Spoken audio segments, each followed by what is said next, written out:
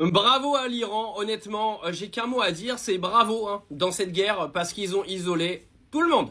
Donc je vous parlais du fait que les États-Unis soient totalement isolés, mais en plus d'être isolés, ils sont attaqués de toutes parts. Là, il y a Giorgia Meloni qui est venue expliquer que le seul pays aujourd'hui au monde qui menace les autres pays avec l'arme nucléaire, bah c'est les États-Unis. D'accord? Elle est venue expliquer que ça commence à bien faire en fait de faire de la propagande en permanence en disant que c'est les autres qui menacent, alors que c'est les Américains qui aujourd'hui ne font que des menaces nucléaires en permanence. Mais il n'y a pas que les États-Unis qui sont isolés, parce que les États-Unis, là on parle de l'Europe, mais également l'Arabie Saoudite, hein, qui a donc haussé le ton hier en disant que ça a commencé à bien faire et qu'il va falloir que la solution, elle soit trouvée bientôt, hein, et que les Arabes Saoudites va clairement réduire sa dépendance aux États-Unis. Mais il n'y a pas que eux, c'est leurs copains israéliens, là, vous savez, leurs frères jumeaux génocidaires, là. Eux, c'est la catastrophe. Hein. C'est-à-dire que depuis Gaza, tout le monde les défendait. Là, depuis qu'ils ont attaqué le Liban, les gars, c'est isolation totale.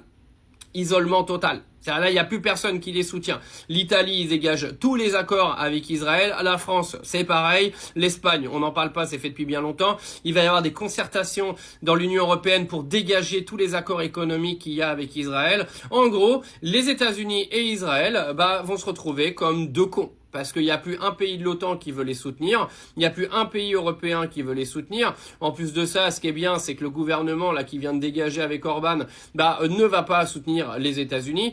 Donc ça, c'est assez fantastique. Et tout ça orchestré par l'Iran depuis le départ.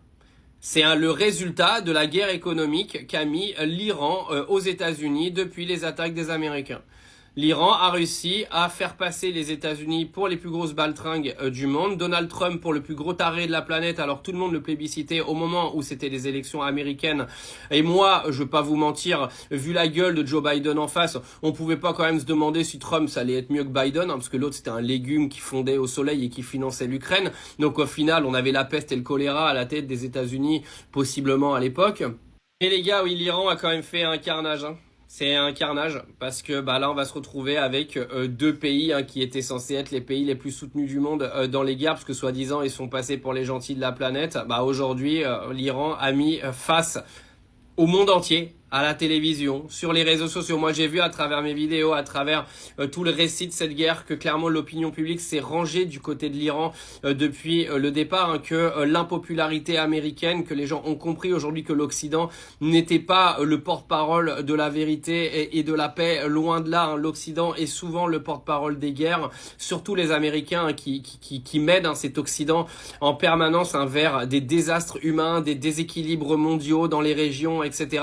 Et les gens l'ont réalisé grâce à l'Iran. Alors ok, le régime des mollahs est ce qu'il est, c'est un régime qui n'est pas souhaitable dans notre monde, mais en attendant, il n'y a pas que ce régime qui n'est pas souhaitable, et aujourd'hui, l'Iran l'a montré aux yeux du monde entier.